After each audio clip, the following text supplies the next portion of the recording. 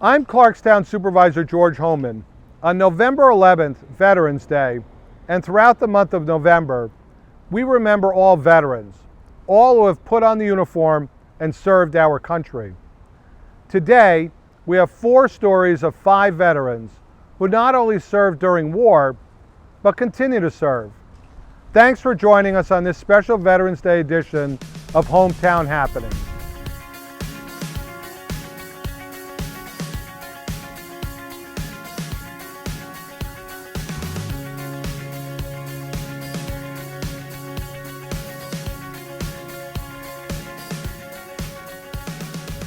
Our first story is of a father and son. John the Wojciech is an Army veteran, and his son Grant is on his own path towards service. Together they have helped create a place of remembrance and healing for those gone but not forgotten.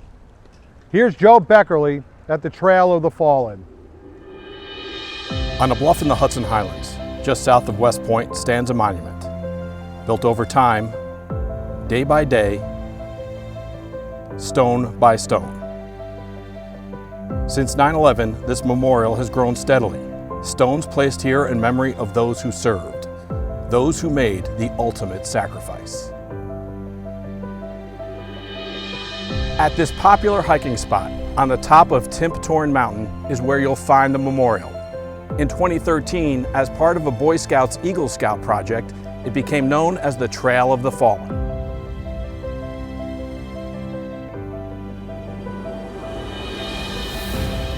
So the Trail of Fallen really started when an old warrior named Hank Kersey, when his sons were going through Ranger School, he would carry up rocks up for every phase that they went through. But then when 9/11 happened, he really started to carry up a rock for each victim. And then, especially as the wars in Iraq and Afghanistan started to ramp up, people would actually start coming up here just to reflect and remember. A Nanuet High School and West Point graduate, class of 1993. John the Wojciech deployed 3 times to the Middle East since 9/11.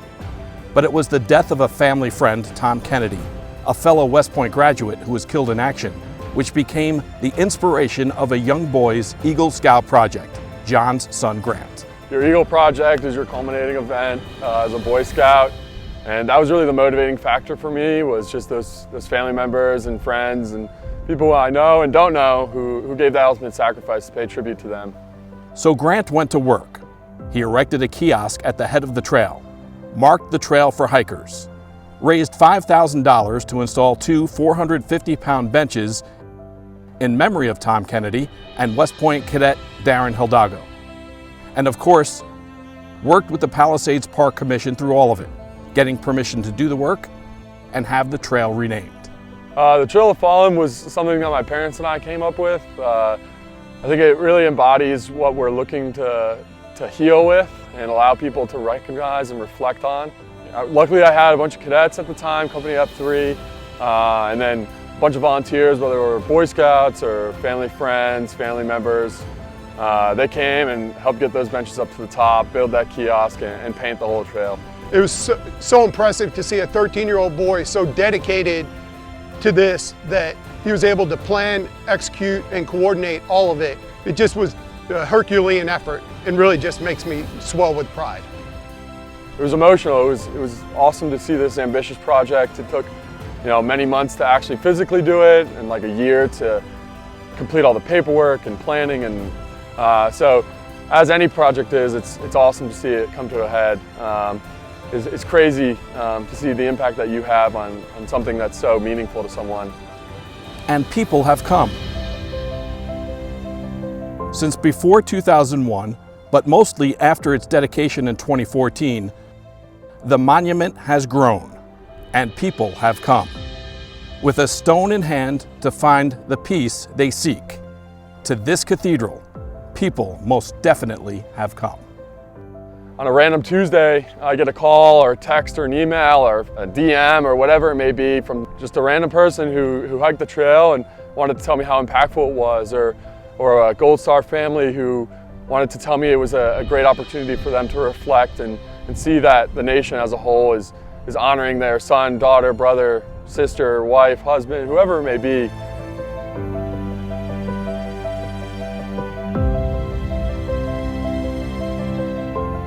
in the long run, that's been the most impactful part for me is seeing the long-term impacts it has on other people, because that's really the intent, and to see that it came to a head with other people is the best part. There's no words that can explain the power of what this monument, this rock cairn in this place really has become, not in a thing, but in really what it represents.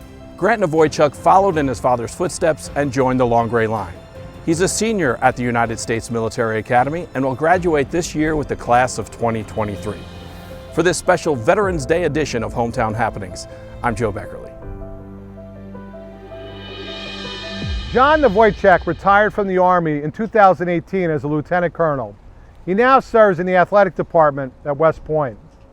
Speaking of Army West Point athletics, if you're an Army football fan like I am, you may know the name Mike Vitti, an outstanding Army football player in the early 2000s and currently on the football coaching staff.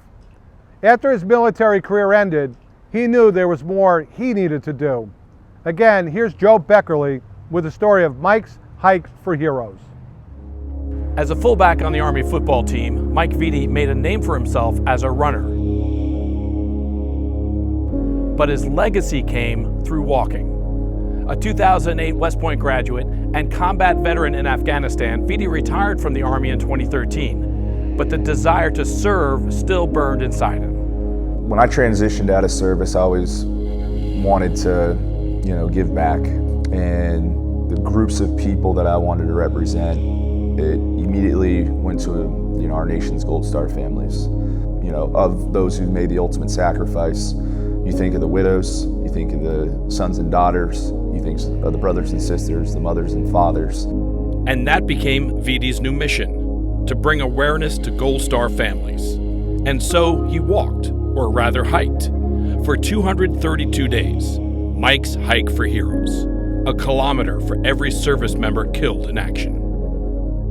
The hike was truly a vehicle, number one, to honor, at that time, the nearly 7,000 men and women who courageously gave their life in the global war on terror. Number two, to connect with their families and say, just as a grateful, born-again civilian, thank you for the sacrifice you'll forever have to endure. And then bring the American public kind of to the table to be like, why is this guy turning into Forrest Gump? Why is he walking all this way? What's his passion? What's the reason behind it? For me, during the hike, the inspiration wasn't just the breadth of the hike itself, and as far as the duration or the miles or anything like that. It was really hey, what could I do? Hands open, heart open, mind open. What could I do? So in April of 2014, Vitti started walking from north to south, from west to east, ending at the Army-Navy game in Baltimore. Along the way, meeting with Gold Star families, hearing their stories, and spreading awareness. The hike was one thing, the physical taxing part of it was one thing. The thing that caught me completely off guard was meeting the families. That was the most emotionally draining part of it. So when you get into the training for it, the preparation, the actual hike itself, it was always just the draw people to a table, and then the other 99% is way, way, way more important. And then there were the names. Names he wrote on flags. New names every day on flags that Vitti carried from sea to shining sea. The name of every single service member who died in service of that flag. Moreover, was when we were with the families and they wrote their loved one's name on that flag. To me then, when I write a name, I'm doing something to honor them, and I'm sure people are like, wow, that's incredible. But when you meet the families and they wrote the names, and I carry those flags across the country that they swore an oath and allegiance to protect, we owe them everything. For any Army football player, there's nothing more important than the Army-Navy game. It was an appropriate and logical endpoint for his hike. As Vitti made his way towards Baltimore in 2014, the final two names on his list were reserved for a fallen teammate, Chase Presnicki, and a fallen rival. The last 2 kilometers were dedicated to Chase and J.P. Blecksmith, who was a Navy quarterback who passed away. Ed Blecksmith was there with us. And so was Emily Presnicki, the widow of Chase, and Chase's family. That day was kind of brought a lot of it together unintentionally. You know, I just thought Army Navy, very superficially, in the beginning was just about, hey, this is a good finish line. It's a good place to culminate the hike, but all the other ancillary stuff that happened and brought into that day was very, very magical. And even though the hike is over, the mission of supporting Gold Star families will never end. I think that's a forever thing for me. I'll never sit there and say we've crossed the finish line. You know, we were able to create a nonprofit from the hike. Every year we do a Gold Star family reunion at Army Navy. I met with 67 families during my hike across America in 14 different states. Those families, you know, still come to our events when that synergy of service with loss, and it's not forgotten and it's carried forth. And that's what, you know, I think the legacy of the hike is. It's that, you know, people are just helping people, and that's really it.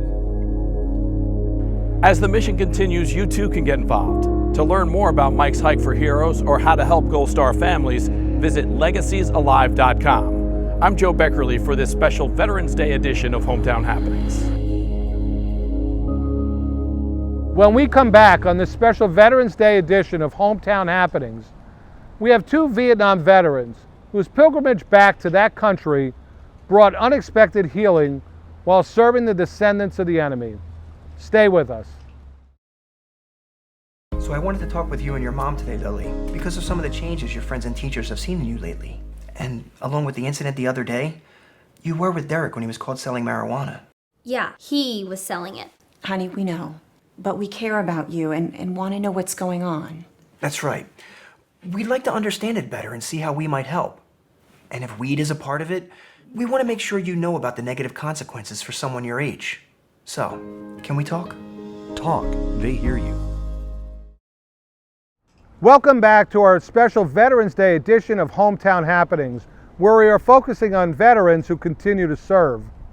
Ed Frank of West Nyack, along with Howard Golden of Suffern, both are Vietnam veterans. Ed in the Navy, Howard in the Army. They didn't know each other at the time and only met years later as members of a local Rotary Club. But together they formed STEP, Schools to End Poverty, an organization that now builds schools in Vietnam. While giving an educational program in 2004 to Felix Vesta middle schoolers about the Vietnam War, Ed Frank and Howard Golden were approached by a young Vietnamese girl who was adopted by an American family. We asked her to come up and show us where she was born in Vietnam.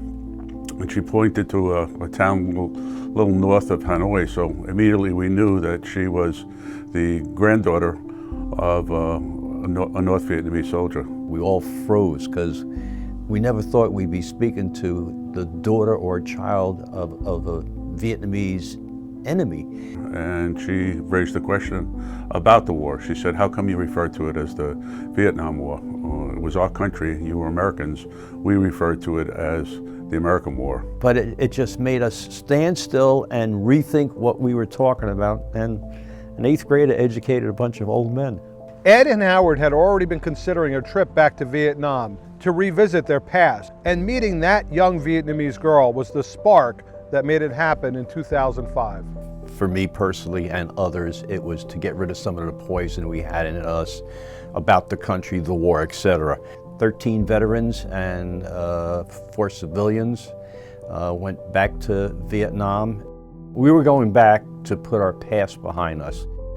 During a lunch stop on that first trip, a chance encounter with their former enemy brought the healing they sought. And as we were there, we noticed that local cadre were coming in, and they were celebrating the 30th anniversary of the United States leaving Vietnam. And they found out that we were American soldiers and sailors and Marines, and they asked if they could sit down and talk with us. We found out we were sitting with our former enemy, and they wanted to discuss war and peace. And for me, personally, that's the day my war left. One of them decided to toast us. And in his toast, he said to us, it's so much better for you and us to be here 30 years later, toasting each other with a can of beer, than behind the butt of a rifle trying to kill each other. And for a number of us that day, it was closure. The war was over, it was done with, it was put to rest. That first trip also revealed to these former soldiers a Vietnam that hadn't changed all that much in the 30 years since the war ended. Well, we toured all of Vietnam in going to everybody's base camp, and we saw poverty, we saw children working the sex trade, and it was extreme, and we saw the effects of Agent Orange left behind. The thing that impressed us all was the children. And we take an awful lot of things for granted in this country, but when you deal with a third world country, you see the poverty, you see the neglect, you see the need. And the best way to break that poverty cycle is through education. And a group of Dominican sisters approached us and asked us, is there any way we could help them? And that was the impetus really for us to start to building schools in Vietnam. And so STEP was formed, Schools to End Poverty. In 16 years, from more than 9,000 miles away, led by Ed and Howard, the STEP team has completed a massive amount of humanitarian work. I never thought we would go this far. I mean, we have raised and given away almost $900,000. STEP is truly a 100% volunteer giveaway organization, and I yearned for the day that I could go back, and I never thought I'd say that, going back to an area where it's left a lot of scars on me, physically and emotionally.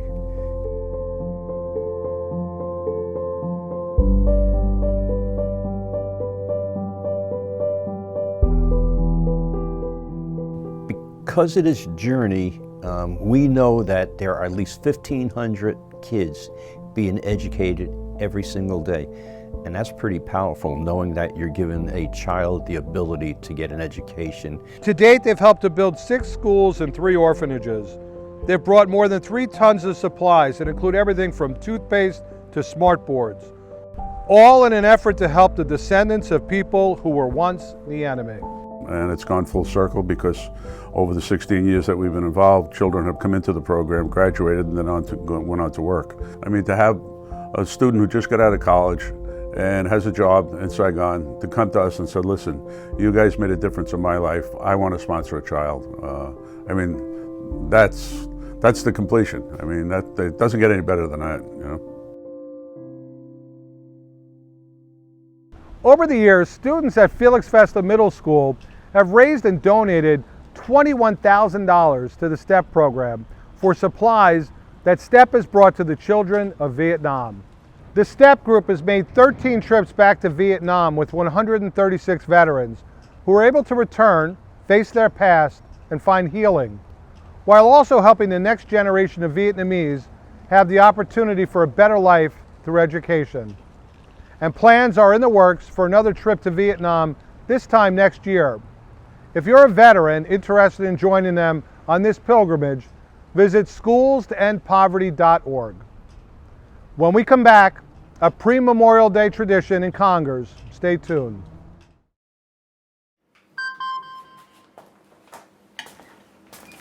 Email from school about the incident today. Scary. You know, teachers like me, parents, we don't always know as much as you guys do about what's going on with other kids. Half the time, it's rumors. Yeah, but if you're ever concerned about a friend who's having trouble with alcohol, prescription drugs, anything, you need to tell an adult, someone you know and trust. That can be hard, but speaking up about a problem is what helping a friend is all about.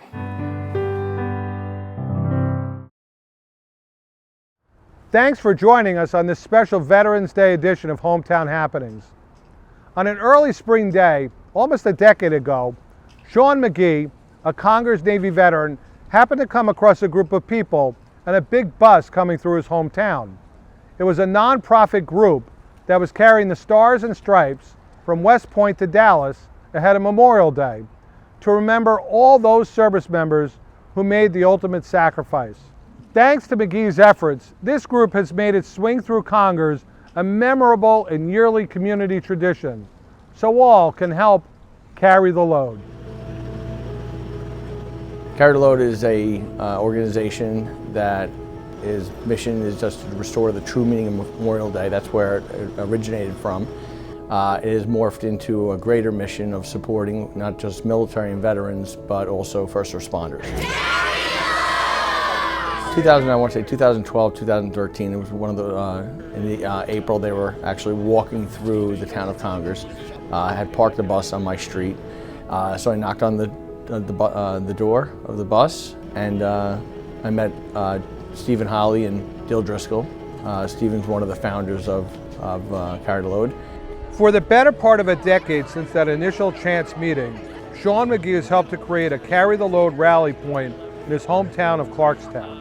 The East Coast Rally is what we call it. The relay starts that morning in West Point Cemetery, and a walker or a bike rider will carry the American flag every 5 miles. In Patricia Avenue, Congers, there are people that want to do the walk with the bus and the flag will meet at Patricia and Old Haverstraw Road, and we usually get anywhere from 200 to 500 people with that walk. Children, Boy Scouts, Little Leagues. And we walk from Patricia all the way down through town, and that's where the ceremony continues. Once at Congers Station Park, the rally continues with the recognition of fallen veterans, moments of silence, and the laying of wreaths. Congers particularly is, Clarkstown is a huge supporters of veterans, has a lot of past generations. Rockland County per capita is the largest Vietnam veteran population in the country. So there's a lot of meaning behind it and reasons to do it in Congers. In addition, McGee's company, Anchor Trading, offers a $5,000 scholarship to a high school senior who writes an essay on what Memorial Day means to them. It's grown substantially. You know, there's been years where we've had 800-900 people. It's been pretty good. It's a great rally. It's a really great thing for our town. I think it's great for everyone who's connected to any sort of first responder, military, veteran. It's an event that the town has fully embraced. Colors, present, park. In short, it is a slice of Americana from days gone by, where neighbors come out to honor the flag, recognize the fallen, and help those who, as a result of their service, are in need. I think the common reaction that I always see is an enormous amount of gratitude and thanks for doing it. You know, the people love. You know, I think all Americans are intuitively love our veterans. They love our first responders. It's an interactive way for people to actually see what it means to be an American. I think we're all very proud of what we've done. I think we want to just keep the message going. We would love more people to be involved. And getting involved really just means coming to it. Carry the Load comes through Clarkstown in Congers in early May, and it's one of its first stops.